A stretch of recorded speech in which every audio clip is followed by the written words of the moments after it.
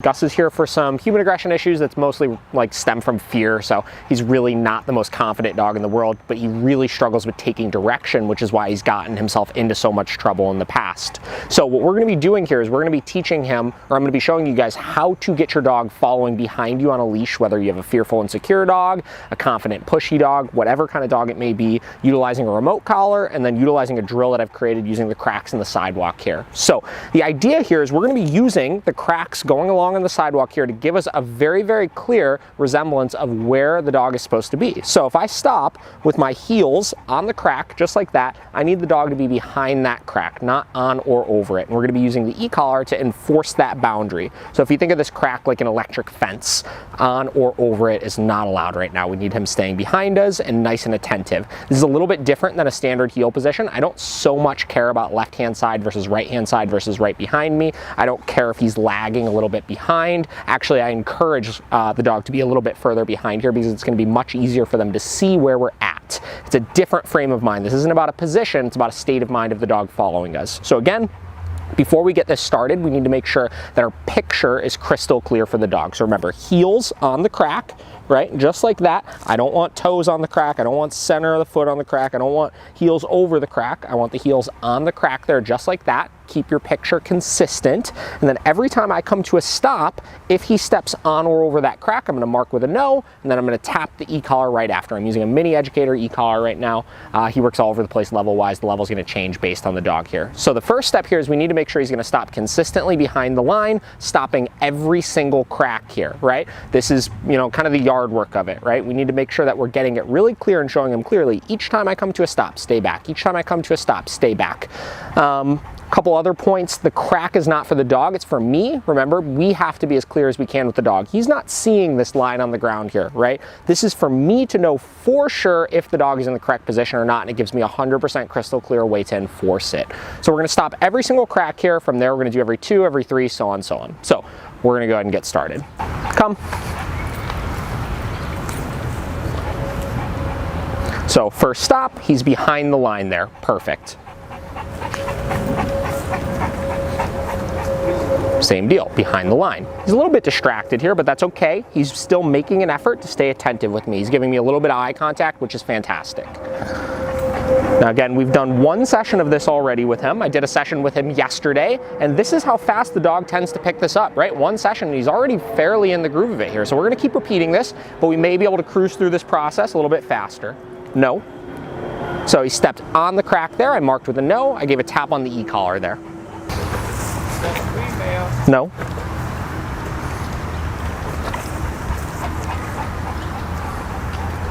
So again, stopping every single crack right now, making sure he stays nice and in the groove of things.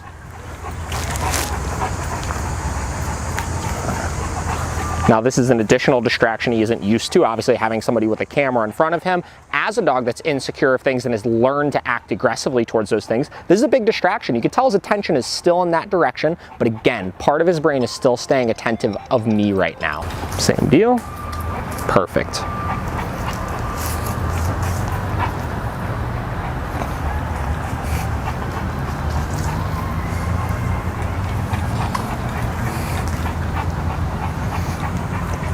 And notice as we do this more, he's actually staying further back. He's having a better time understanding that I am going to be stopping frequently. So instead of getting caught off guard being too close to me, he's leaving a little bit of assured clear distance here. So one more. Perfect. So next we're going to transition to doing every 2 cracks instead of every 1. So skipping 1, coming to a stop, heels on the crack, making sure he stops in position. Skipping 1, coming to a stop, perfect.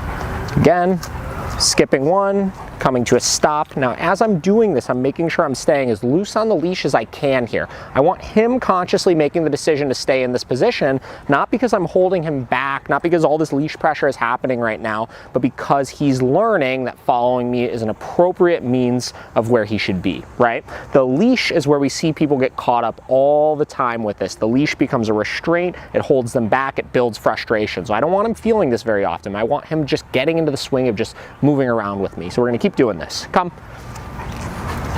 Loose on the leash, coming to a stop. Perfect. Close, but he's still doing a good job. walking.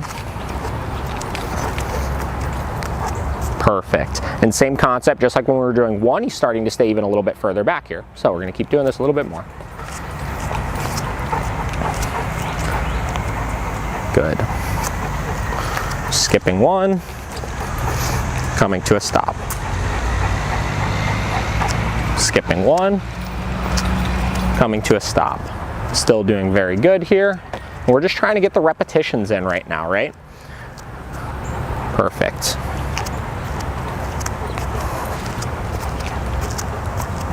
Beautiful. So what we're going to do now is we're going to transition to every 3, and I want to be able to make it all the way to 4 before I start actually taking the dog for a formal walk. So remember, this is the yard work right now. This is the repetitions we need to get in so he understands the drill, so that when we go to incorporate this into the actual walk, it's far easier for him.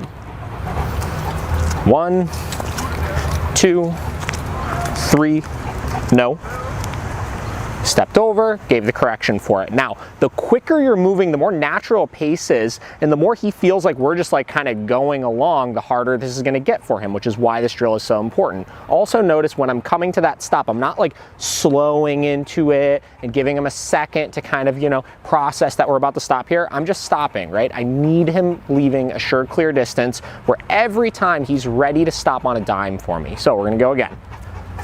1, 2, 3. No. Same deal. A little bit better that time, but still has his foot on the crack. So I need him leaving just a little bit more space here. So we're going again. 1, 2. Perfect. Good. We'll do a couple more. 1, 2. No. 1, 2. Good. 1, 2. Excellent. And again, additional distraction of camera right in his face. For some dogs, that can be really weird, especially a timid dog like him. And even though he's insecure about this, this is a prime situation where he normally would be reacting, but he's not doing so because I'm asking him to keep 50% of his brain tuned in with me. So I'm communicating with him when he should be worried about something, when he should act on something, on that impulse. So we're going to do a little bit more of this. Same deal. 1, 2, 3. Good. All right, we'll turn around. 1, 2. Good. 1, 2. Good. Now the other thing I'm making sure to do, especially as we're getting kind of, you know, quicker with this, more, you know, rapid with this, is I'm making sure he comes to a complete stop before I start moving again. So if you come to a stop and he's still kind of inching or moving, take your time. Remember, quality of repetition versus quantity of repetition. We want to make sure that he's understanding he needs to stay still in that position right there. So we're going to turn and we're going to start doing every 4 now. Same deal. 1, 2, 3, 4. Perfect. 1, 2, 3, 4. Making sure he comes to a complete stop. And then 1, 2, 3, 4. Good. 1, 2, 3, 4. Now once you're doing 4, you're almost at a place at that point where you're actually walking. So the final step of this would be, we're just going to start walking with him and we're going to see how far we can get without him getting out of position, right? So we're just going to keep cruising, and if I start to notice him getting out of position or getting ahead, we're going to do the same deal, a quick stop to see if we can catch him off guard.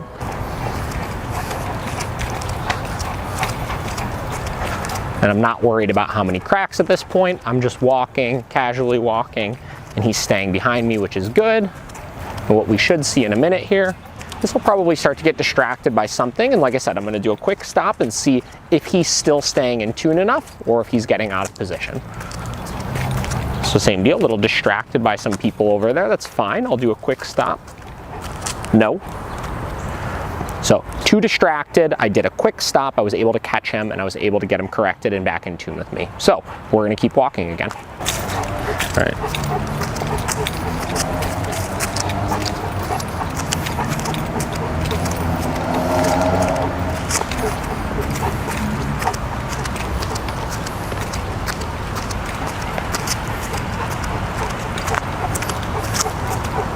No.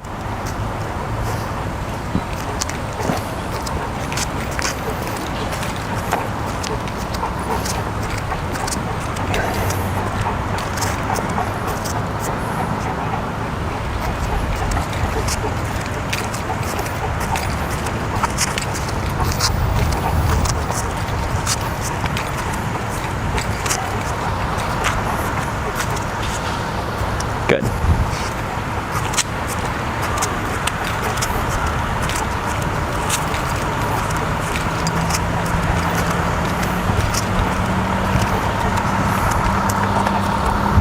And still doing a really good job of maintaining focus here.